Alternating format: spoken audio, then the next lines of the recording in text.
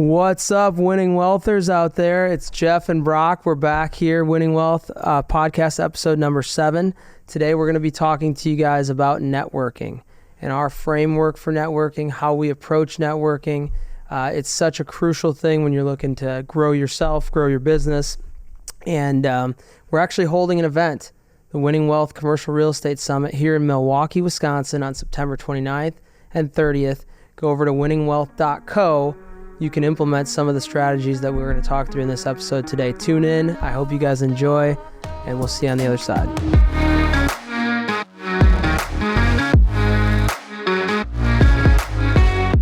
All right, so today we're talking networking. Love it. Super important thing, right? It's a topic we talk about often, so we wanted to make an episode about it. I think in most businesses, especially real estate, your network is how you grow the business. You know, with us in real estate, it's super key to be growing this network of brokers, investors, other potential partners. Lots of people need to be in your network in order to scale your business, right? So today we're really just going through strategies that we found helpful to grow our network and how it's translated in us growing our business. Yeah, they say, your network is your net worth, right? So there's obviously correlations there to the amount of people that know you, know what you're trying to do, to being able to help you and help make different connections for you to be able to, further your dreams and goals. And so I think, having a framework behind how you think about networking and how you try to add more people to your sphere of influence and your network is only a good thing. And there's right ways to do it and wrong ways to do it. And I would say the wrong way to do it, if we're starting from kind of like the 1,000-foot view and then narrowing in, but starting just at the top, is the wrong way to do it is coming at it with a perspective of like me. How can I get you to help me or do something for me, right? Nobody really wants to people naturally are inclined to help other people, but if it's easy to see through that this person's only coming to me because they have their hand out and they're trying to get me to help them, you're a lot less inclined to get someone to actually help make a connection for you, help show you how to do something, right? I think when you think about networking from a 1,000-foot perspective is, your first inclination should be, hey, how can I add value to this person? How can I help them? To be interested or to be interesting, you have to be interested. And if you're interested in, these people that, you've identified or that are in the same networking groups, and we'll get into some of that stuff as well, if you're interested in their business and you build an actual relationship with them by asking them questions about what they're doing, what's worked for them, and then letting them know this is what you're working on and here's what you're trying so far and this is what's worked or what hasn't worked and here's maybe where you've run into some roadblocks. I think people are a lot more inclined at that point to actually sit down and try to help you out or set time out of their day or make connections for you because you didn't come at it, just asking them right away, me, can you help me with this? Yeah. I think taking a step back, setting the framework for it. So how to build a solid network, right? I think it comes down to two things: becoming a great networker and putting yourself in the right rooms to build that network. So let's first go through some tips of like how to become a great networker. You mentioned like seeking to help other people first, right? At the end of the day, nobody really gives a shit about your goals, right? They care more about their goals. So by being able to provide that value and really just focusing on them and how you can help that person, it comes back to you, right? So that's 100% touched on that one. And how can you provide value to someone, right? So let's say, for instance, you are going to this networking event, it's a free networking event, and you don't have, and let's use real estate as an example, it's the business we're involved in. You don't own any properties, like you're pretty new, you've read some books, listened to some podcasts, but you go to this event. How are you going to provide value to someone that might own 50 units already? And you get in this conversation with that person, how are you providing value to that person? I would say no matter what, anybody can find ways to add value to somebody else's life, right? Like if it's as just, offering to work for free, right? Offering to run some errands for them, offering to, oversee a job for them, offering to, hey, I'll do whatever I can to help you. If you have more time, you can offer some of your time and just prove that you're a competent person, that you're willing to learn, and that you're not going to drop the ball for them. You're going to help them with something that they're looking for, right? And the other thing I would say too is not everybody wants to be networked with that much, right? I mean, you might try to network with 10 people, right? But not every one of them's you're not gonna gel with everybody, right? But someone you are, and someone, whether they have 50 units or 500 units or a couple duplexes, like, you could still find a way to help some of these people out, and in turn where they could turn around and help you as well. Yeah, I agree. I mean, I think, it could be as simple as introducing someone to someone, right? Like, if they say, this is where I'm struggling, learning more about the business, ask, what do you have going on? What are you struggling with? Mm-hmm. Oh, I'm struggling with finding someone to do my flooring right now, one of the properties. Can you make that connection, right? Oh, I know someone that does flooring. Let me introduce you to them. Stuff as simple as that provides value to someone, and that comes back to you, consistently providing value in whatever form, right? Then it comes back to you, and one day now you get to work with that person in one way or the other. And so back to what I was saying before, to be interesting, you've got to be interested. So you've got to be interested in what's making their business tick. That person with 50 units, what keeps him up at night? Is he looking to expand? Is he looking for capital partners? Is he looking for, employees? Is he looking for, new deals? Like, there's something that person's going to be looking for to achieve their goals. If you can ask enough questions and be genuinely interested, I think that is the best way that you put yourself out there, that find out what way you can add value to that person. Mm-hmm. Yep. And I think too, like, one thing I've learned is just when it comes to becoming a better networker, quality over quantity, right? Like, a lot of people, myself, when I first started going to events, I was so much more focused on, like, how many business cards can I collect? How many people can I talk to? Yeah. And if I could talk to 50 people, I felt more accomplished. Yeah. Whereas now I think it makes more sense when you're going into these networking situations, focus more on talking to 2 to 3 people. Yeah. And spending more time with that person, really getting to know them, figure out ways you can work together. Because at the end of the day, you go home with 50 business cards and you had 50, 2-minute conversations. Meaningless. You're not going to remember that. Like, on both sides, right? The other person's not going to remember you, you're not going to remember them. Whereas if you spent an hour talking to someone or really got to know them and, set follow-up dates after that relationship usually translates to more business. 100%. I do think there's a little bit of a balance. I think quality should be prioritized over quantity. But you go to some of these events and things like that, you want to meet people. You want to find a way to make, the most amount of meaningful connections as possible. I, for one, we still do hand out business cards and stuff, but I, for one, do try to connect with people. Like, I just pull out my phone and try to catch them on LinkedIn or something like that. Brock's walking away over here mid pod, but it's all good. But you get them on LinkedIn, right?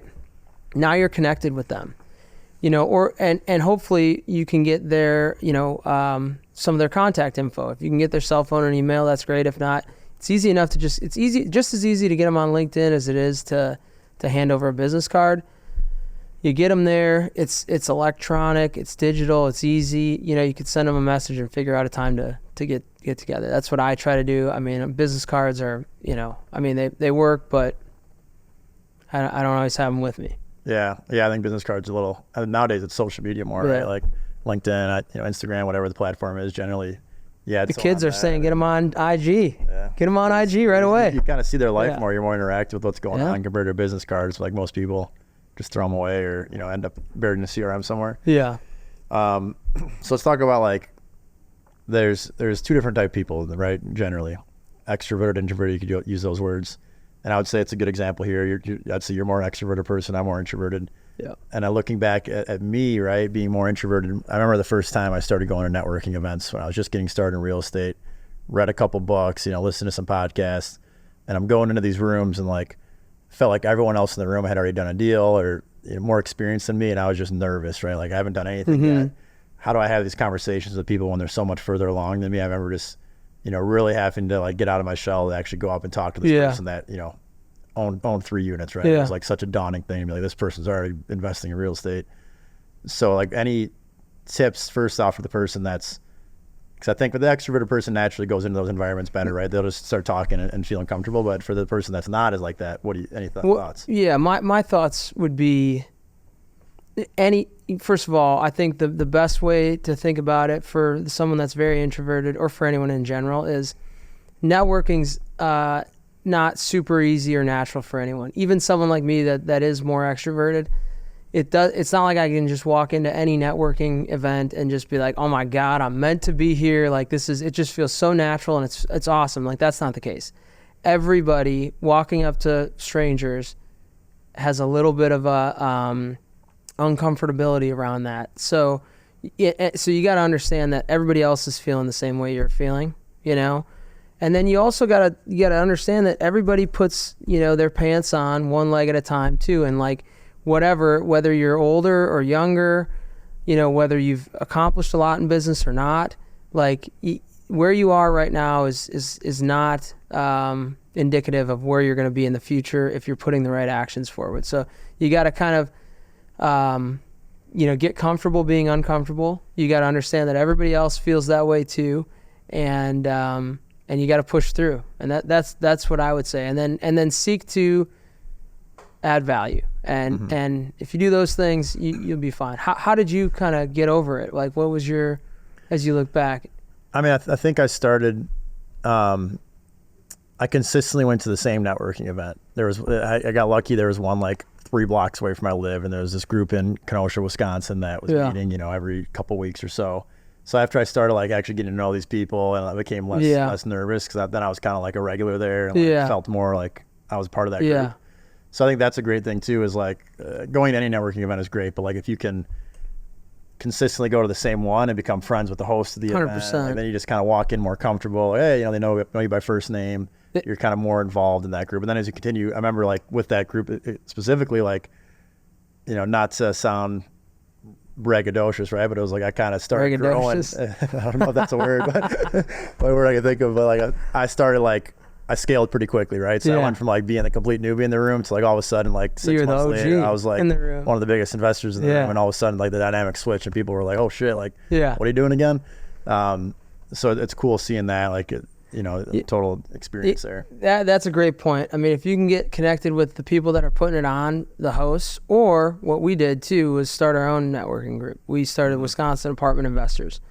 So, and that was a long time ago. But when we did it, I don't know, it was probably 5 years ago or something like that. Yeah. When we did it, it was like, we were the hosts, right? So then people were trying to come get to know us, right? If you start your own networking group, that's a great way to network. You market that group, get people to show up.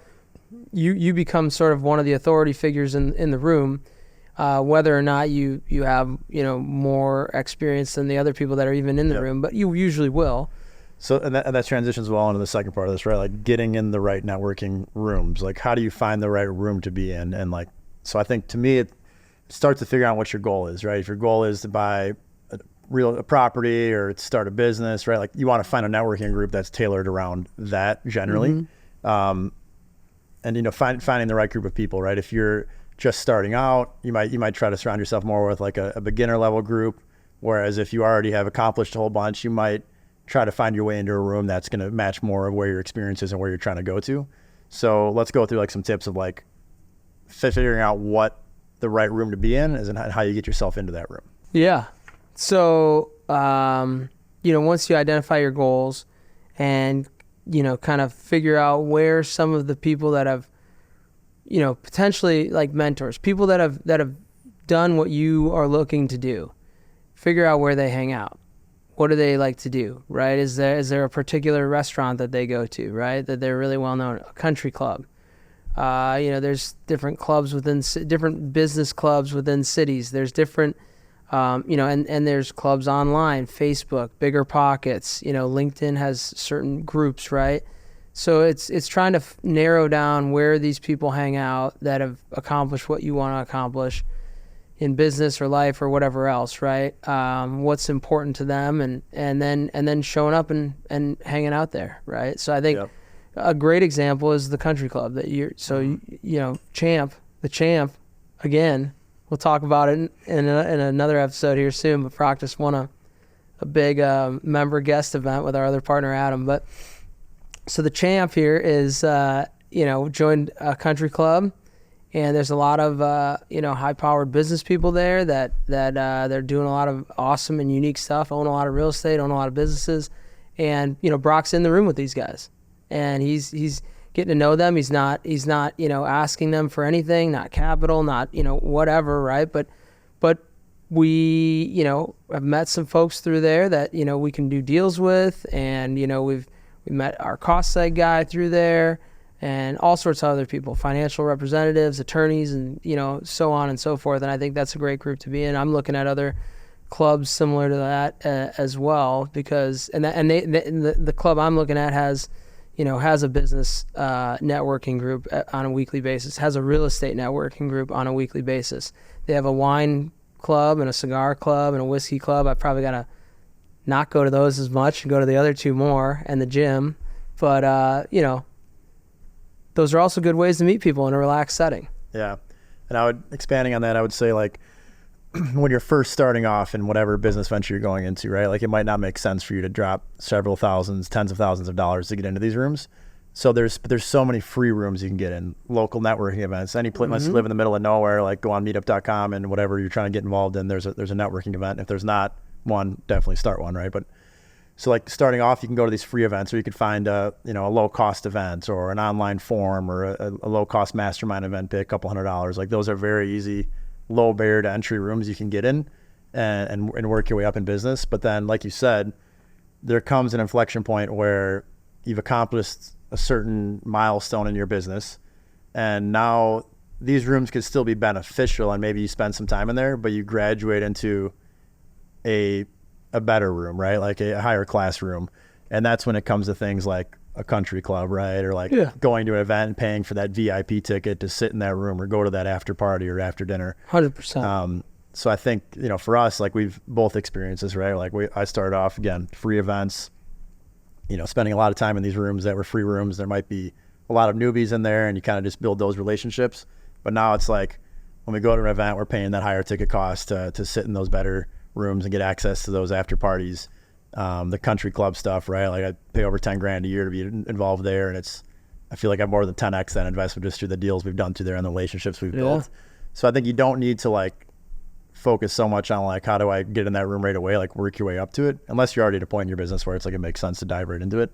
But that's kind of the process that I've experienced and seen a lot of times, is you work your way into those higher rooms. 100%. But as long as you're taking actions on a daily or weekly basis to do the networking that you can at the level that you're at, right? To look around on meetup.com or on Facebook or Bigger Pockets or wherever, right? And figure out where those events are, and keep pushing yourself to going, even if you don't want to, even if it's cold out, even if it's, you're busy as hell, you don't want to go spend time at night, right? Like, do the things that you don't want to do now that are uncomfortable for you now, and then as your business grows, you can pay to be a part of even cooler things like country clubs and things like that, and just keep showing up and keep trying to add value to those people around you that are in those groups, and you're gonna be well on your way to networking. Yeah. One quick thing too I thought of is thinking of the word network, right?